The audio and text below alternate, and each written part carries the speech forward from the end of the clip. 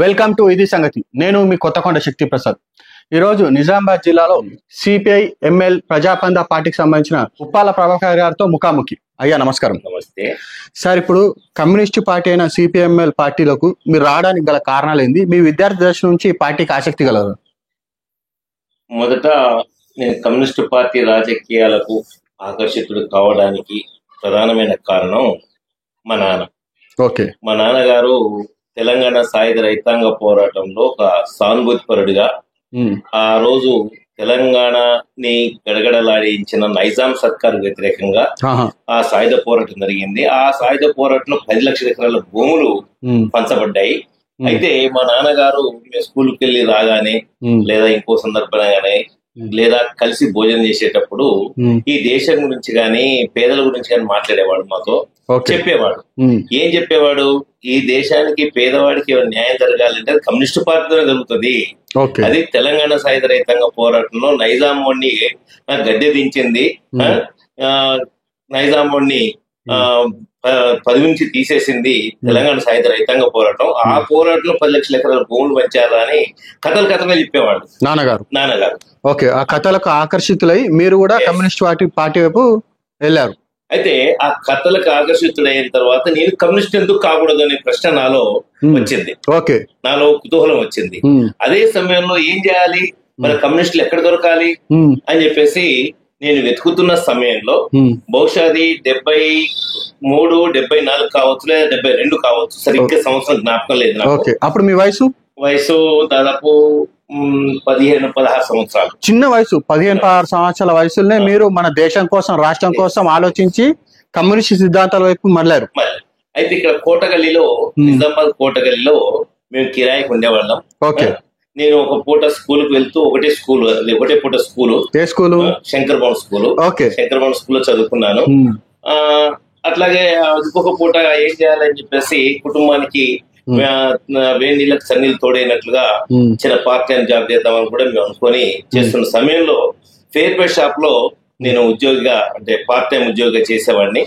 ఆ fair pay shop లో జరుగుతున్న అన్యాయాలు, ఏదైతే పేదలకు వచ్చే కార్డుల మీద బియ్యం గాని, కిరోసిన్ గాని, ఆ రోజు పంచదార, ఇవన్నిటిని బ్లాక్లు అమ్ముకునే పరిస్థితి వచ్చింది. అవును, అప్పట్లో చాలా జరుగుతుండే. దీన్ని అందులో పనిచేసేవాడిని. అయితే ఈ సమయంలోనే, ఈ నేపథ్యంలోనే కోటగల్లో యువజన సంఘం అని చెప్పేసి ఈ ఫేర్ బెడ్ షాప్ లో జరుగుతున్న పేదోడికి అందని సమస్యని వాళ్ళు నిలదీయడం మొదలు పెట్టారు. నాకు చాలా ముందుగానే చెప్పాను కదా, అట్లా నాకు చాలా ఆకర్షంగా, అరే వీళ్ళు ఎవరు న్యాయంగా అడుగుతున్నారు, పేదల కోసం మాట్లాడుతున్నారు అని పరిచయాలు పెంచుకోవడం జరిగింది. ఓకే. ఇప్పుడు బీజేపీ నిన్నటిదాకా అధ్యక్షుడిగా ఉండి ఇవాళ రాష్ట్ర నాయకులు ఉన్న బస్సు లక్ష్మీనరసయ్య, తను, నేను, అట్లాగే మాజీ కౌన్సిలర్ సుదర్శన్, లక్ష్మీనరసయ్య కూడా కమ్యూనిస్ట్ పార్టీ సిద్ధాంతాలు మాతో కలిసి తిరిగిన వాళ్ళమే. ఓకే. కలిసి ఒక కమ్యూనిస్ట్ పార్టీ అంటే సార్ ఈ నక్సలైట్ లెక్క ఆయుధాలు పట్టుకొని అడవిలో పొంటి వెళ్ళారా, లేకపోతే సిద్ధాంతాల గురించి ప్రజల మధ్య నుండి పోరాడారా? రెండూ జరిగినాయి. అంటే నక్సలైట్ లెక్క ఆయుధాలు పట్టుకొని పోరాడారు ప్రజల కోసం. అది ఉంది, ఇది ఉంది. అంటే మార్గం ఏంటనేది కూడా మనం చర్చించాల్సిందే. అంటే ఇప్పుడు అప్పుడు చేయాల్సిందే. అప్పుడు ప్రజల మధ్యలో నుంచి కొంతమంది పోరాడారు, నక్సలైట్ల గ్రూపులు పట్టుకొని పోయారు. ఒక గ్రూప్ కు పేరు అనేది ఉంటుండే. ఓ గ్రూప్ అనేది మీకు ఉండేనా సార్? గ్రూప్ కాదు, పార్టీ. ప్రజాపంద పార్టీ ఈ రోజులో ప్రజాపంద పార్టీ. ఓకే. అయితే ఈ రకంగా నేను యువజన సంఘంలో సభ్యుడిగా చేరి యువజన సంఘానికి బాధ్యుడిగా ఉండి ఇక్కడ గుడిసెలు కాలిపోయిన కోటగల్లో వాళ్ళకి ఆర్థిక సాయం కోసం కూడా అందరం కలిసి తిరిగి చేసిన వాళ్ళం. అట్లా కమ్యూనిస్ట్ పార్టీ దీని వెనకాల ఉందనే విషయం తర్వాత తెలిసింది. ఓకే. ముందు న్యాయం కోసం కొట్లాడుతున్నారు వీళ్ళు, న్యాయం మనం కావాల్సిన కమ్యూనిస్ట్ అదే కోరుకుంటారు, ప్రజలకు న్యాయం చేయడమే మొదటి సిద్ధాంతం. అది కాబట్టి యువజన సంఘం అదే కనిపించింది నాకు. ఓకే. అట్లా కమ్యూనిస్ట్ పార్టీతో నేను సత్సంబంధాలు ఏర్పాటు చేసుకున్న తర్వాత మొదటి గురువు మా నాన్న, రెండవ గురువు కర్ణాటి యాదగిరి గారు. ఓకే. ఇప్పటికి చాలా ఆరోగ్యం బాగలేదు. ఓకే. తను మాకు దేశం ఏంది, పరిస్థితి ఏంది అని వివరించిన వాడు. ఓకే. ఆ రకంగా నా రాజకీయ జీవితం అనేది ప్రారంభమైంది మిత్రమా. ఓకే. సో ఇప్పుడు రాజకీయ జీవితం అలా మొదలైంది. ఇప్పుడున్న రాజకీయ పరిస్థితులు అప్పుడున్న కమ్యూనిస్ట్ పద్ధతి సిద్ధాంతాలకు వేరువేరుగా ఉన్నాయి. మరి ఇప్పటికి మీరు కమ్యూనిస్ట్ పార్టీకి సంబంధించిన సిపిఎంఎల్ న్యూ డెమోక్రసీ పార్టీ ప్రజాపందాలనే ఉన్నారు. గల కారణాలు ఏంటంటారు? ఒకటి, మీరు అన్నట్లు పరిస్థితుల్లో ఆ నాడు నేడు ఉంది. అదే కమ్యూనిస్ట్ పార్టీ కూడా నాడు నేడు ప్రజల్ని చైతన్యవంతం చేసి ప్రజలకు జరుగుతున్న అన్యాయాల్ని ఈ పెట్టుబడిదారులు, ఈ భూస్వాములు ఏదైతే ప్రజలకు అందాల్సిన ఫలితాలని, శ్రమ ఫలితాన్ని అందకుండా చేస్తున్నారో దాన్ని ఎట్లా సాధించాలి అనే దాంట్లో కమ్యూనిస్ట్ పార్టీలో 2-3 రకాల అభిప్రాయాలు ఉన్నాయి. వాటికి కూడా ఇలా మావోయిస్టులు ప్రజల్ని చైతన్యవంతం చేసి ప్రజా యుద్ధం చేద్దాం అనేది కాకుండా వ్యక్తులుగానే దళాల ద్వారా చేద్దాం అనుకుంటారు. అయితే ఒకటి, తమ ఉద్యమాన్ని రక్షించుకోవడం కోసం, తన క్యాడర్ని రక్షించుకోవడం కోసం ఆత్మరక్షణ రూపంలో ఏ ఆయుధం పట్టుకున్నా, అది కొడవలి కావచ్చు, అది తుపాకీ కావచ్చు, ఇంకోటి కావచ్చు, ప్రజా ఉద్యమాన్ని కాపాడుకోవడం కోసం ఇది తప్పనిసరైన పరిస్థితి. అది ఆత్మరక్షణ కోసం అవసరం కూడా. అది మేము ఇవాళ దాన్ని కాదనట్లేదు. నాడు గాని నేడు గాని, ఎందుకంటే చైనా విప్లవ ఉద్యమం అనుభవం గాని, రష్యా విప్లవ ఉద్యమం అనుభవం గాని, మొత్తం యూరోప్ కంట్రీలో జరిగిన అనేక మార్పుల విషయంలో గాని మన అనుభవాలు అవే తెలియజేస్తున్నాయి. అందుకని ఎప్పుడైనా గాని గోల్ ఏంటి? పేదల రాజ్యాన్ని తీసుకురావాలి, పెట్టుబడిదారు సమాజాన్ని, భూస్వామ్య సమాజాన్ని లేకుండా చేయాలి. ఏ మార్గం? మా వయసులో ఒక మార్గం ఉంచుకున్నారు. మేము ప్రపంచ అనుభవాల ద్వారా మేము ఈ మార్గాన్ని ఎంచుకున్నాం. ఈ వెలుగులో ఈ రోజు మేము దాదాపుగా, మీకు తెలుసు, మీరు జర్నలిస్ట్ ఫీల్డ్ లో ఉన్నప్పుడు కానీ మమ్మల్ని చూస్తున్నప్పటి నుంచి కూడా చూస్తున్నారు, మేము ఈ జిల్లాలో నిజాం సాగర్ ఎండిపోయినప్పుడు లక్షలాది ఎకరాలు వీడిగా మారుతున్న సమస్య, నిజాం సాగర్ కు పూర్తిగా తీయాలంటే సాధ్యం కాదని చెప్పి నిపుణులు చెప్పినప్పుడు సింగూరుని నిజాం సాగర్ కు బ్యాలెన్స్ రిజర్వాయర్ గా పెట్టాలి అని చెప్పేసి ఎజెండా మీద తీసుకొచ్చింది ఈ సిపిఎంఎల్ ప్రజాపంద పార్టీ, రైతు కూలీ సంఘమే, ఇవాళ మా రైతు సంఘం. ఆ రకంగా మేము ఇది ఒక్కడితో సాధ్యం కాదు. ఇలా నిజామాబాద్ జిల్లాను సస్యశ్యామలగా అన్నపూర్ణగా తీర్చిదిద్దిన నిజాం సాగర్ ని ఎండబెట్టుకుంటే ప్రయోజనం లేదు, దీనికి రక్షణగా సింగూరు కావాలని చెప్పేసి ఐక్య ఉద్యమం చేశాం. ఐక్య ఉద్యమం చేయడం కాదు, 10,000 మందితోని బోధనలో గాని నిజామాబాద్ లో గాని 10,000 మంది రైతులను కదిలించి తీసుకొచ్చాం. ఆ వెలుగులో ఇవాళ మేము ప్రతి విషయాన్ని, ఇవాళ మీరు చూసారు, ఇవాళ నిన్నగాక మొన్ననే సెలబ్రేషన్ చేసుకున్నారు బీజేపీ వాళ్ళు, మేము పసుపు బోర్డు తెచ్చాము. మేము దాదాపుగా ఇలా సుంకెట్ లో వర్ధం రాజన్న అని, అట్లాగే అంసాపూర్ లో డాక్టర్ గంగారాం అని, కర్ణాటక యాదవ్ అన్న, వీళ్ళందరితో సమావేశం చేసి పసుపు బోర్డు కావాలి అని ప్రతిపాదన 4 దశాబ్దాల కాలంగా జరిగింది. 2019లో నాటి ముఖ్యమంత్రి కేసీఆర్ కూతుర్ని ఓడించగలిగిన ఉద్యమం ఏదిరా బాబు అంటే వేసింది ఎవరు? ఉద్యమం మీద ఆధ్వర్యంలో జరిగింది. ఎందుకంటే నా ఒక్కడి గొప్పతనం కాదు, రైతుల గొప్పతనం. రైతుల్ని కూడగట్టింది మేమందరం కలిసి. అది ఐక్య ఉద్యమం. ఈ సిపిఎంఎల్ ప్రజాపంద కూడా ఐక్య ఉద్యమాలకి ప్రధాన ప్రాధాన్యత ఇస్తూ అందులో మిరికెల్ లాంటి కార్యకర్తల్ని, అందులో ఉన్న వాళ్ళందరినీ మేము ఎట్లా ఈ మార్పు కోసం ఆలోచింపజేయాలి, చేయించాలి అనే ప్రయత్నంలో మేము ఉన్నాం. అయితే సార్, ఇప్పుడు రూరల్ నియోజకవర్గంలో కొన్ని సమస్యలు ప్రజలకు వచ్చినప్పుడు ఎమ్మెల్యేని కాదని మీ దగ్గరకు వచ్చిన రోజులు కూడా ఉన్నాయి. అటువంటి సందర్భంలో ఇప్పుడు టీఆర్ఎస్ పార్టీ ఒక ఉద్యమ పార్టీ, ఆ రోజు మీకు ఎందుకు టికెట్ ఇవ్వలేదు? టీఆర్ఎస్ పార్టీ లాంటి వారు మిమ్మల్ని ఎందుకు ఆహ్వానించలేదు? ఇది మేము తెలంగాణ సాధన ఉద్యమంలో అణిచివేతకు వ్యతిరేకంగా ఆత్మగౌరవం భాషని, మన తెలంగాణ భాషని సినిమాల్లో రౌడీలకు చూపించే భాషగా చూపించారు. ఇవన్నీ రీత్యా 6 దశాబ్దాల కాలంగా అనేక పోరాటాలు వస్తూ పోతున్నాయి. కానీ అన్ని ఫెయిల్ అవుతా ఉన్నాయి. పదవి వివాహం కోసం చెన్నారెడ్డి లాంటి ఇంకోటి దాన్ని నాశనం చేశారు. అయితే ఇక్కడ కోదండరామ్ గారు, ఆచార్య కోదండరామ్ గారు ఒక ఐక్య ఉద్యమం ద్వారా పరిష్కారం అవుతుంది అని జేఏసీ ఏర్పాటు చేసిన తర్వాత, జేఏసీ ఏర్పాటు చేయకముందే మేము 6 జేఏసీ ఏర్పాటు చేశాం. తెలంగాణ సాధన ఉద్యమం చారి అని ఒక జర్నలిస్ట్ ని ముందు పెట్టి, తను ఒక కన్వీనర్ గా, మా వాళ్ళు ఒక కన్వీనర్ గా ఉంచుతూ, సార్ అక్కడ ఏర్పాటు చేయకముందే ఒక పార్టీతో సాధ్యం కాలేదు. అట్లా తెలంగాణ సాధన ఉద్యమంలో అనేక మంది పోరాటం చేశారు. 1,200 మంది త్యాగాల ఫలితంగా తెలంగాణ వచ్చింది. అవును. వచ్చిన తర్వాత ఏదైతే మనం అనుకున్నామో కష్టం ఒక్కడిది ఫలితం ఒక్కడిదని. అయితే నేను ఇప్పుడు రూరల్ నియోజకవర్గంలో నాకు కూడా చాలా మంది మిత్రులు ఉన్నారు. కొన్ని గ్రామాలు ఇప్పటికి ఈ రోజు 2025 లో కూడా సమస్యలు ప్రజలకు వచ్చిన రోజు మాకు ప్రభాకర్ అన్న ఉన్నారని చెప్పుకుంటారు. ఇంత పెద్ద నాయకుడిగా ప్రజానాయకుడిగా మీరు ఎదిగినప్పటికీ ఎమ్మెల్యేగా అక్కడ మీరు ఎందుకు నిలబడలేకపోతున్నారు? అయితే ఒకటండి, మేము ఈ ఎన్నికలే సర్వస్వం ప్రజా సమస్యలు పరిష్కరిస్తుంది, ఈ ఎన్నికలే ఈ దోపిడిని ఆపగలుగుతుంది, నిర్మూలించగలుగుతుంది అనే విశ్వాసం ఆ పార్టీ సిద్ధాంతానికి లేదు. నెంబర్ 2, ఎప్పుడైతే ఎన్టీ రామారావు తెలుగుదేశం పార్టీ పెట్టాడో గ్రామ స్థాయిలోకి రాజకీయాలు వెళ్ళిపోయినాయండి. అంతవరకు గ్రామ స్థాయిలో రాజకీయాలు లేవు. మీరు విన్నారా? ఆ రకంగా ప్రజల్లో చైతన్యం రావడం మొదలైంది. మేము మా సంఘాలు పెట్టడం మొదలైంది.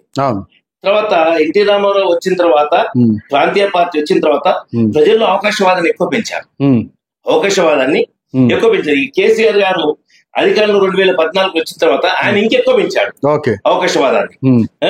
ఈ రకంగా ఏంటంటే ఎన్నికల్ని మేము ఒక ప్రజల్ని చైతన్యవంతం చేయడానికి నవ్వుతూ మాతో ఈ బూచో నాయకులు, ఎమ్మెల్యేలు, ఓడిపోయిన వాళ్ళు, గెలిచిన వాళ్ళు అంటారు. అన్నాను మీటింగ్ పెడితే 10,000 మంది వస్తారే. అవును, ఎలాంటి రూపాయి ఆశించకుండా అన్నా అని చెప్పేసి ఆలోచనతో వస్తారు. అలాగ 500 మంది కూడా రారు, కానీ గెలిపేమో ఆలో అవుతుంది, ఓటమేమో మీ పాలవుతుంది. అయితే దీనికి కూడా ఒక కారణం ఏంటంటే ప్రజలకు మా మీద విశ్వాసం ఉంది. అయితే అదే సమయంలో అన్నవాళ్ళు గెలవరు కదా. ఇప్పుడు గెలిచేవాడికి ఓటేద్దామనే ఆలోచన ఒకటి ఉంది. తర్వాత ధన ప్రభావం ఒకటి.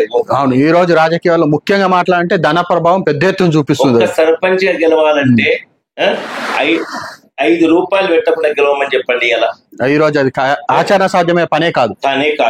ఒక్క సర్పంచ్ మేజర్ గ్రామ పంచాయతీ కావాలంటే 25 లక్షలు. అవును, 25 లక్షలు ఖర్చు పెట్టాలి. లేకపోతే బొందలగడ్డకు గేట్లు పెట్టియాలి, లేకపోతే ఊరికి శ్మశాన వాటికకు రథాలు చేసేయాలి. కావాలంటే గుడి కట్టిస్తామనో, బడి కట్టిస్తామనో, ఏదో ఒకటి చేస్తామని ముందే హామీ ఇవ్వాలి. అయితేనే వీడు అదే విధంగా డబ్బులు ఉన్నాయి అని వాడికి ఇదవుతుంది. అందుకని నేనేమంటున్నానంటే ఎన్నికల్ని ఇవాళ ఇది శాశ్వత పరిష్కారం కాదు. మనం ఏదైతే ఈ ప్రభుత్వాన్ని వీళ్ళందరినీ ఇప్పుడు గెలిచే టైంలో ఒకవేళ చెప్తున్నాను, కమ్యూనిస్ట్ పార్టీ గెలుస్తుంది అనుకుంటే కాంగ్రెస్, బీజేపీ, బీఆర్ఎస్ అందరూ ఒకటైతారండి. ఇప్పటికి కూడా ఎలక్షన్స్ వస్తే మీ ఆధ్వర్యంలోనే ఎలక్షన్స్ జరుగుతుండే ఉంటాయి. టిఆర్ఎస్ ప్రభుత్వం గెలవడానికి కూడా బ్యాక్గ్రౌండ్ లో కమ్యూనిస్ట్ పార్టీ కావాల్సిన అవసరం వచ్చింది. ఈ రోజు కాంగ్రెస్ ప్రభుత్వం కావాలంటే కూడా కమ్యూనిస్ట్, ఆ రోజు టీడీపీ రావాలన్నా మీరే. మేము ఒకటి చెప్పగలుగుతాం. ఇల్లందు నియోజకవర్గంలో 5 సార్ల శాసనసభ్యుడిగా సిపిఎం ప్రజాపంద పార్టీ నాయకుడు మన గుమ్మడి నరసన్న రైట్. ఆయన ఓడించడానికి కాంగ్రెస్, సిపిఐ ఆ రోజు అన్ని పార్టీలు ఏకమైనవి ఓడించడానికి. ఆయన ఓడిపోలే. చివరికి కూటకపై ఎన్కౌంటర్ కూడా చేశారు. ఎన్నికల ప్రచారం చేస్తున్న కామ్రేడ్స్ తీసుకుపోయి కాల్ చేశారు. 5గురిని కాచనపల్లి ఎన్కౌంటర్ చేశారు. వినరా? అంటే గెలిచే అవకాశం ఉన్నప్పుడు అడ్డుకుంటారు వీళ్ళంతా. వినరా? వీళ్ళంతా ఒకటే అడ్డుకుంటారు. మళ్ళీ సాయం అవసరం అయితే మిమ్మల్ని పిలుచుకుంటారు. అవసరం అనుకుంటే ఎక్కడైనా కొన్ని దేశాల అనుభవాలు చూసుకుంటే కమ్యూనిస్టులు రాజ్యం మీదకి వచ్చి రాజ్యాన్ని పరిపాలించాలి అనుకున్నప్పుడు ఏంటి ఉత్పత్తి సాధనం భూమి, ఫ్యాక్టరీ. ఈ ఫ్యాక్టరీని, భూమిని ప్రజల పరం చేస్తాను అని చెప్పేసి వాడు జీవో పాస్ చేస్తే మంది కాల్ చేశారు. ప్రభుత్వాన్ని కూల్చేశారు. మిలిటరీ తిరుగుబాటు వచ్చింది. విన్నారా? కాబట్టి ఎన్నికలు పరిష్కారం కాదు. ఎన్నికలు ప్రజల తిరుగుబాటు. ఇది నాది, నేను ఎందుకు పరిపాలించుకోవద్దు అని చెప్పేసి చైతన్యాన్ని ఉనికిని, ప్రజాస్వామ్యాన్ని కాపాడడానికి మన కమ్యూనిస్ట్ పార్టీ ఆ పని చేయాలి. అవును, మేము చేసే పని కూడా ఈ రోజు 100కు 100% అదే పని. గడికోలుగా సిరికొండ ప్రాంతంలో ఇవాళ కూడా మేము చెప్తున్నది అంటే మేము భూములు, ప్రభుత్వ భూములు ఉన్నాయి. ఆ ప్రభుత్వ భూములు ప్రజల పరం కాకపోతే కొంతమంది రియల్ ఎస్టేట్ వ్యాపారులు, కొంతమంది ధనస్వాములు, భూస్వాములు ప్రభుత్వ భూముల్ని కబ్జా చేసుకొని ఏదో రూపంలో పట్టాలు చేసుకొని అనుభవిస్తారు. కాబట్టి మేమేం చేసాం, ఈ జిల్లాలో ఎక్కడెక్కడ ఎన్ని గ్రామాల్లో ప్రభుత్వ భూములు ఉన్నాయి, బీడుగా ఉన్నాయి. ఆ బీడుగా ఉన్న భూముల్ని సస్యశ్యామలం చేయడానికి, ఆ బీడుగా ఉన్న భూముల్ని పంటలు పండించడానికి ఏం కార్యక్రమం తీసుకుంటే బాగుంటుందని చెప్పేసి మేము ప్రయత్నం చేసి సిరికొండ మండల కేంద్రంలో, సిరికొండ మండలంలో ఉన్న గడికోలు, కొండాపురం, తూంపల్లి, అట్లాగే కమ్మరిపల్లి దగ్గర ఉన్న ఆసకొత్తూరు, నాగాపూరు, ఇట్లా జిల్లాలో దాదాపు అనేక గ్రామాల్లో, చిన్న ఉదాహరణకు రెవెన్యూ రికార్డ్ ప్రకారంగా మేము దాదాపుగా 2000 ఎకరాల భూముల్ని కబ్జాలోకి పోయాం. పోయిన తర్వాత వాటికి పట్టాలు కావాలని కొట్లాడితే మమ్మల్ని జైలు కూడా పంపించారు. మాతో పాటు చాలా మందికి అక్రమ కేసులు పెట్టారు. అయినా భూములకు ఆనాడున్న ప్రభుత్వం విచారణ జరిపి, కాంగ్రెస్ ప్రభుత్వం విచారణ జరిపి ఆసకొత్తూరులో భూములకు పట్టాలు ఇచ్చింది. నాగాపూర్ లో వచ్చి ఇప్పుడు దున్నుకుంటున్నారు, మోటార్లు పెట్టుకున్నారు. సిరికొండ మండల కేంద్రంలో 166 మందికి ఎకరం చొప్పున 166 మందికి ఇచ్చారు. మా కార్యకర్తకు ఒక్కడికి లేదండి ఎకరం. మా కార్యకర్త ప్రజలకు ఉద్యమ సమయంలో ఉద్యమం చేసి ఎన్ని వేల ఎకరాలు ఇప్పగలిగారు. బీసీ, మైనార్టీ, జనానికి మాత్రం ఇప్పించాలి. గడికోల్లో ఇచ్చాం. కానీ వాళ్ళు ఏమైపోయింది అంటే, మేము ఎందుకు చెప్తున్నా, ఈ వర్గ స్వభావం, ఈ ప్రభుత్వ స్వభావం విషయానికి వచ్చేసరికి పేదోడు బాగుపడతాడు అనుకున్నప్పుడు పేదోడు బాగుపడియద్దు. సిరికొండలో 166 మంది మంచిగా సాగు చేసుకుంటుంటే బొడ్డెమ్మ చెరువు కిందనే భూమి ఉంది. ఇవాళ ఉన్న కాంగ్రెస్ పార్టీలో ప్రముఖంగా ఉర్దూ అకాడమీ చైర్మన్ గా ఉన్న తహార్ భాయ్ ఆ రోజు జిల్లా వైస్ ప్రెసిడెంట్ గా ఉండే మా యాదగిరి అన్న కలిసి చేతులతో పట్టాలు ఇచ్చారండి. పట్టాలు ఈ 166 మందికి. ఫారెస్ట్ అధికారులతో కొంత వైట్ కాలర్స్ భూస్వాములు, పెత్తందారులు లేదా పైరవీకారులు ఆ భూముల్లో ఫారెస్ట్ వాళ్ళతో కిరికిరి పెట్టించారు. ఇప్పుడు పెట్టించడమే కాదు, దాంట్లో వెళ్తే మమ్మల్ని కేసులో పెట్టారు. నేను కూడా జైలుకి పోయొచ్చా. రాజేంద్ర అని అమరుడయ్యాడు, ఆయన జైలుకు పోయాడు. రామకృష్ణ అని ఎక్స్ ఎంపీటీసీ, మా ఎంపీటీసీ, ఆయన జైలుకు పోయాడు. అయినా మేమేం చేసాం, ప్రజలతోని ఆందోళన చేయాలి, ఈ చట్టాన్ని ఉపయోగించుకోవాలి అని మేము హైకోర్టును ఆశ్రయించాం. హైకోర్టును ఆశ్రయిస్తే గౌరవనీయులు నాగార్జున రెడ్డి గారు ఒక తీర్పు చెప్పారండి. ఏం తీర్పు చెప్పారు, ఇది రెవెన్యూ భూమి అని చెప్పేసి పట్టాలు ఇచ్చారు కదా, మీకు అనుమానం ఉంటే రెవెన్యూ ఫారెస్ట్ అధికారులు ఉమ్మడిగా సర్వే చేసిన తర్వాత ఒకవేళ అది రెవెన్యూ భూమి కాదు, ఫారెస్ట్ భూమి అంటే వీళ్ళకి ఎకరం చొప్పున 166 ఎకరాలు వేరే చోట చూపించి వీళ్ళకి ఖాళీ చేయించమని చెప్పాడు. చెప్పలే, అడ్డుకోమని చెప్పలే, అడ్డుకోవద్దని చెప్పలే.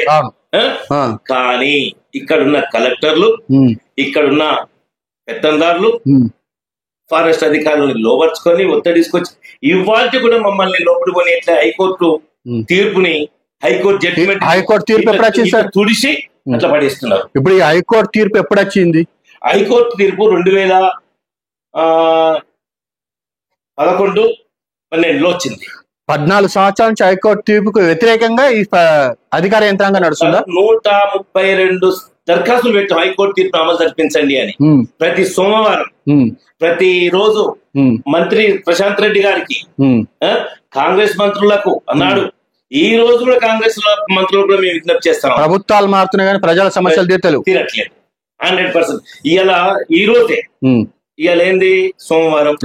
ప్రజావాణి, ప్రజావాణిలో కొంతమంది గొంతెత్తి మాట్లాడారు. అయ్యా మేము 20 సార్లు వచ్చినా మా సమస్య ఎట్లే ఉంది, మా సమస్య ఎట్లా ఉంది. ఎందుకు ఈ ప్రజావాణి? వేస్ట్ కదా. ప్రజా సమస్య అర్థం చేసుకోకుండా కోర్టు తీర్పును అమలు పరచకుండా ఉంటే ఈ ప్రజావాణి అనే కార్యక్రమం పనికిరాదు. కనీసం ఒక 10% అమలు జరగలేదు, 10% దరఖాస్తులు పెండింగ్ లో ఉన్నాయి అనుకుంటే వేరు. 90% సమస్యలు ఎట్లున్నాయి అంటే అట్లే ఉన్నాయి. ఈ పోగానే తహసీల్దార్ ఫోన్ చేస్తారు, పోగానే ఎంపీడీఓ ఫోన్ చేస్తారు. అదే అంతే. ఇప్పుడు కలెక్టర్ గారు అంటే విద్యావంతుడు, కోర్టు తీర్పును తను అమలు పరచాలి. తన దగ్గర కూడా మనం ఫెయిల్ కావడానికి గల కారణం ఏంటంటారు? ఒత్తిడి, రాజకీయపరమైన ఒత్తిడి. నాడు నేడు అంటే ఈ 160 ఎకరాలు వాళ్ళకి అవసరం ఉంటే తీసుకున్నా గానీ వేరే దగ్గర ప్రజలకు చూపిమని వచ్చింది కదా తీర్పు. ప్రజలకు వచ్చింది, సర్వే చేయించట్లేదు. 4 సార్లు సర్వే జరిగింది. 4 సార్ల సర్వేలో ఉమ్మడి సర్వే ఫారెస్ట్ అండ్ రెవెన్యూ, అది రెవెన్యూ ల్యాండ్ అని తేలింది. కానీ ఫారెస్ట్ అధికారులు సంతకాలు పెట్టలేరు. ఇలా ప్రాజెక్ట్ రామడంలో కూడా అదే సమస్య. పట్టాలు ఇచ్చింది రెవెన్యూ పట్టాలు, ఫారెస్ట్ వాడు ఆపుకుంటున్నాడు. మేము పోయి అడిగితే మేము ఏం చేయాలి సార్ అంటాడు. అవును సార్, ఇప్పుడు మామూలుగా ఈ రోజులలో చిన్న ఒక జంతువు కూడా యాక్సిడెంట్ అయితే టీవీలలో డిబేట్లు జరుగుతున్నాయి. 166 మందికి అన్యాయం జరుగుతుంటే ఏ ప్రోగ్రామ్ కూడా రావట్లేదా? ఏ టీవీలో డిబేట్ జరగట్లేదా? అసెంబ్లీలో ఎందుకు మాట్లాడతలేరు? ఇక్కడ మేము అసెంబ్లీ ప్రతిపక్ష నాయకులకు ఇచ్చాం. మన సిపిఎంఎల్ పార్టీ తరఫు నుంచి అసెంబ్లీలో శాసనసభ్యులు, సిపిఐ పార్టీ శాసనసభ్యుడు ఉన్నాడు, తను సాంబశివరావు గారు పెద్దలు, వారికి కూడా మేము చెప్పాం. తను కూడా మాట్లాడతానని చెప్పాడు. తను సానుకూలంగా వివరించాడు. అయితే ఒక్కళ్ళ బలం సరిపోవట్లేదు, మాట్లాడడానికే వస్తుంది, క్వశ్చన్ రేజ్ చేయొచ్చు. అట్లా ఏంటంటే ఈ రాష్ట్రంలో లక్షలాది ఎకరాల భూములు ఫారెస్ట్ అధికారులకు, రెవెన్యూ అధికారులకు వివాదంలో ఉంది. లక్షలాది ఎకరాలు ఫారెస్ట్ చట్టం ఏదైతే యూపీఏ గవర్నమెంట్, కమ్యూనిస్ట్ పార్టీ భాగస్వామ్య గవర్నమెంట్ ఒక చట్టం తీసుకొచ్చి 2005 అటవీ శాఖ చట్టం. ఈ అటవీ చట్టాన్ని అమలు చేయడానికి రాష్ట్రంలో ఇప్పటికీ పూనుకోలేదు. దానివల్ల లక్షలాది ఎకరాల్లో ఇలా ఆదివాసీలు, గిరిజనులు వాళ్ళు దున్నుకుంటున్నారు. దున్నిన భూమి మీద హక్కు లేక బాధపడుతుంది. హక్కు లేదంటే హక్కు దేనికోసం? 2 రకాలు. ఇవాళ లోను, బ్యాంకు లోన్ రావడం కోసం కానీ, అమ్ముకోవడం లేదు తన అవసరాన్ని రీత్యా పిల్లల పెళ్లిలకు, పిల్లల చదువులకు, లేకపోతే రోగాలు ఇక చూస్తున్నాం. ప్రైవేట్ హాస్పిటల్ నిలువు దోపిడి. ఆ రోగాలు వచ్చినప్పుడు అమ్ముకోవడానికైనా వీలు లేకుండా పోతుంది అది. విన్నారా? కాబట్టి అటువంటి హక్కు కావాలి అంటే వైఎస్ రాజశేఖర రెడ్డి గారు ఆ హక్కు పత్రాలు ఇచ్చాడు గిరిజనులకు 10 ఎకరాల వరకు. ఆ హక్కు పత్రాలని కేసీఆర్ వచ్చిన తర్వాత మొడ్డికి నేలకు రాసేసిండు. ఇచ్చిన పత్రాలను కూడా రద్దు చేశాడు. అబ్బో, ఇవాళ మేము ఇస్తున్నామని చెప్పి రేవంత్ రెడ్డి గారు 6 గ్యారెంటీల్లో ఇదొక గ్యారెంటీ. ఇదొక గ్యారెంటీ. గిరిజన భూములకు పట్టాలు ఇస్తాం, రైతుల కోసం కొట్లాడిన వాళ్ళ మీద కేసులుంటే రద్దు చేస్తాం. 7వ గ్యారెంటీలో ప్రజాస్వామ్య పరిరక్షణ కోసం అని 7వ గ్యారెంటీ ఇచ్చాడు. ఇవాళ నా మీద కేసులు ఉన్నాయి, నేను బయట పోదాం, మా పాప దగ్గర పోదాం అంటే నా పాస్పోర్ట్ కానివ్వట్లేదు. హైకోర్టుకి ఆర్డర్ తెచ్చుకున్నారు రెన్యువల్ కోసం. రేపు మాప అవుతుంది అంటే పరిస్థితి. నువ్వు అధికారంలో దొర గడిల పాలన అని చెప్పొచ్చినావు, రైతులందరికీ న్యాయం చేస్తా అని చెప్పొచ్చినావు, వచ్చిన తర్వాత ఏం చేస్తున్నావు? ఇవాళ సిరికొండ భూములు ఏమైనాయి? ఇవాళ ఇల్లందులో భూములు ఏమైనాయి? ఎందుకు నువ్వు మాట్లాడతలేవు అంటే ఆ కుర్చీ మాయ అంతే. ఆ కుర్చీ ఉన్న వాళ్ళ కోసమే, విన్నరా? నీకోసం నా కోసం కాదు. సార్, ఇప్పుడు మీరు చాలా సీనియర్ నాయకులు, మీరు కాంగ్రెస్ ప్రభుత్వం చూశారు, టీడీపీ ప్రభుత్వం చూశారు, టీఆర్ఎస్ ప్రభుత్వం చూశారు, మళ్ళీ కాంగ్రెస్ ని చూస్తారు. ఈ 4 జనరేషన్లు మీరు చూశారు. దీంట్లో ఏది మేలు అంటారు? ప్రజలకు ఏది మేలు చేసిరు? మీ అనుభవం మీకే చెప్పండి. ఒకటి, మేము 75లో కూడా ఇందిరాగాంధీ అత్యవసర పరిస్థితి, ఎమర్జెన్సీ అంటారు. అవును, ఎమర్జెన్సీ పరిస్థితి కూడా చూసాం. ఆ రోజు ఈ ఎమర్జెన్సీని, ఈ ఫాసిస్టుని ఓడించడానికి మేము ప్రజలందరినీ భాగస్వామ్యం చేసినట్టుగా ఆ రోజు ఈ బీజేపీ, ఈ రోజు బీజేపీ, ఆ రోజున జనసంఘ్ ఆ శక్తులను కూడా కలుపుకొని ఇందిరాగాంధీ ఫాసిస్ట్ చర్యలకు వ్యతిరేకంగా కొట్లాడారు. ఆ తర్వాత జనతా ప్రభుత్వం వచ్చింది. బూట్కప్ ఎన్కౌంటర్లు మా వాళ్ళందరూ చంపేశారు. దాన్ని విచారణ కమిటీ, భార్గవ కమిషన్ వేశారు. అది ఒక ప్రజాస్వామ్యంగా అనిపించింది జనతా పార్టీ వచ్చిన తర్వాత. కానీ జనతా పార్టీలో వివిధ రకాల భావాలతో కూడుకున్న, ఏకభావం ఉన్న వాళ్ళు కాదు, వివిధ భావాలతో కూడుకున్న ప్రభుత్వం కాబట్టి 4 రోజులు ఉండలేకపోయింది, కూలిపోయింది. అదొక అనుభవం మేము చేస్తాం. రాష్ట్రంలో చూసుకున్నప్పుడు మేమైతే ఇవాళ చూస్తున్నామండి, కాంగ్రెస్ పార్టీ అధికారంలోకి వచ్చిన తర్వాత ప్రజాస్వామ్యాన్ని అమలు చేస్తాం అంటూనే కొంత మనం చూసుకున్నప్పుడు బీఆర్ఎస్ తో, కాంగ్రెస్ తో, లేదా ఇతర వాళ్ళతో పోల్చి, టీడీపీతో పోల్చినప్పుడు మనకు చూసినప్పుడు ఈ 3 ఒకే రకమైన భావాలతో కలిసినాయి. పేదల గురించి అంతా ఒకటే. ఇందులో నువ్వు పెద్ద, నువ్వు చిన్న అనేది ఏం లేదు.